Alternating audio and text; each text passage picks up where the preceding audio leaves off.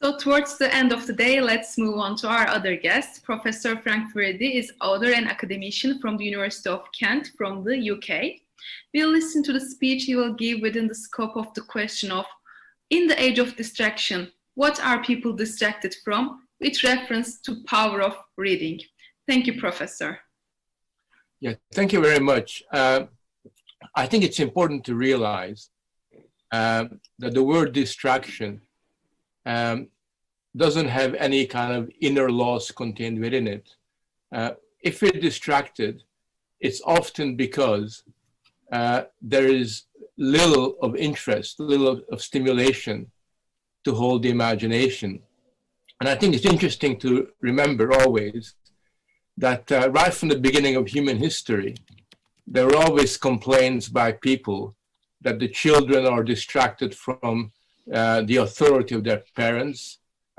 You always said discussions that suggested that the media distracts people. And even back in the days of the old Greek and Roman empires, people used to say that there are far too many distractions for people to get into serious discussions and serious debates. And this is at a time when there were very, very few reading material around. And if you look back upon history, you'll find that people reading novels and literature were told that if you read these novels too much, you're going to be distracted from your responsibility. And in my time, in my own lifetime, I remember people saying that it's very dangerous that the television is distracting young people from their schoolwork. And it's very dangerous later on that young people are distracted from reading by the fact that they have video machines and video games and PlayStations. And today what we have is a situation where educators argue that the internet and the online experience is so distracting, so bad for young people, that it kind of makes it very difficult for serious teaching to be done. And I remember when I went to the United States, I had an argument with some educators who said that actually these days, you cannot any longer have a class in school that's longer than 30 minutes, because if you carry on for 45 minutes or an hour, all the students will be distracted. And then this year, just before the lockdown, I talked to academics who say, you know, Frank, an average teenager can only have a capacity to pay attention for maybe 15 minutes. After that, it's hopeless.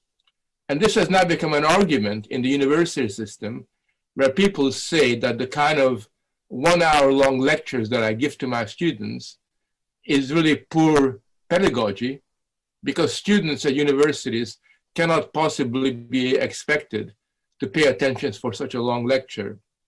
So we're now living in a world where we got this fantasy that we're so distracted by everything that we can no longer use traditional forms of education. And we have also this incredibly interesting, what I call also fantasy, that because of the internet and because of the social media, the impact of these media is to alter people's brains and alter people's minds. So a lot of neuroscientists, so-called neuroscientists, they're not really neuroscientists, but they kind of use neuroscience, argue that young people's brains and the way they think has fundamentally changed because of the internet. Somehow they're no longer the same as my generation or the generations beforehand. And because young people's brains has altered, therefore we cannot expect them to read books or to engage with complicated ideas. Instead, what we have got to do, and I don't know what the situation is like in Turkey, but certainly in many parts of Europe, instead what we got to do is more or less play with children. So in rich European countries, if you go to a classroom, what you have is a situation where children are given iPads, go in there, they got this big whiteboard, teachers use PowerPoints and they use music and they use cartoons, anything, from the making of jokes to using a lot of videos to avoid having to deal with what they perceive to be distracted young people. So is it really the case, that young people now are a different human being to what existed in the past? Or is it the case that maybe we as educators find it difficult to gain the attention of people? Maybe it's the way we teach. Maybe it's the way we approach education that's responsible for the fact that very many young people very often turn off education. So in a sense, the way that I look at it is this. I know that academics that I respect, academics that take their ideas very seriously, academics that are really into their subjects, give lectures that are very stimulating and really, sort of provoke a discussion and really get the attention of the students. And when they give a lecture, it doesn't matter that the hour has gone, the students stay behind and they want more of the same. On the other hand, you have academics who are really playing at being academics, who are not very sure about their ideas. And instead of grappling with the issues, basically adopt the teaching techniques that we call in England death by PowerPoint. I don't know if any of you seen those PowerPoints where you have non-stop PowerPoints and the speaker more or less says the words that are written on the PowerPoint. And of course, the students are distracted after 2 minutes. They are falling asleep, they're playing with their phone, all the rest of that. And I think similarly in schools, I think school teachers that take their students very seriously and develop the right kind of techniques for communicating ideas do not have problems that the rest of the educational sector has. And it seems to me that, for me, the really big danger is twofold. One is that we eternalize distraction. We turn this into this very powerful force that can dominate every aspect of our life. And I think we're doing that, very, very often. Somehow it's got this power of its own, and there's very little we can do about it, except to lower the standards of education, expect less and less from our distracted students. So that's the first problem. The second problem is that the content of education, the intellectual knowledge that we try to convey to our students, also diminishes, because we think that it's not possible to get complex, challenging, rich ideas across. And instead, we adopt a very simplistic, instrumental attitude towards education, which means that as a result of that, the quality of education that we provide very often suffers. And certainly, I don't know about Turkey, but in many parts of the Western world, I can see that the content of education has diminished. And it becomes, as a result, a kind of a betrayal of our young people. Instead of taking them seriously and educating them for intellectual independence, we kind of train them to play with ideas. And I think that's really particularly the effect of online education, which turns teaching from an art and turns it into a management tool of training. I think I'll stop there so I can give a bit of time for people to criticize me and make comments. Thank you, Professor FUREDI. We have active participation from our audience. Let me share the questions with you. The first one is it possible that we use distraction for our benefit? Well, we do use distraction sometimes. I mean, I'm sure that you and I, on a bad day, when we don't want to face the problem that confronts us, find 101 way of getting distracted. I'm very good at it. I make cups of coffee all the time instead of writing my book. And I think that distraction is used sometimes in that kind of a way, but it seems to me that distraction in the end is a cop-out. It basically means we're evading what it is that we should be doing. And therefore, we got to find ways and means of eliminating as much as possible. You can never totally eliminate it, but should minimize its impact on our work and our relationships with particularly our students. Okay, the second one is, does anxiety help us to focus, or does it negatively affect attention?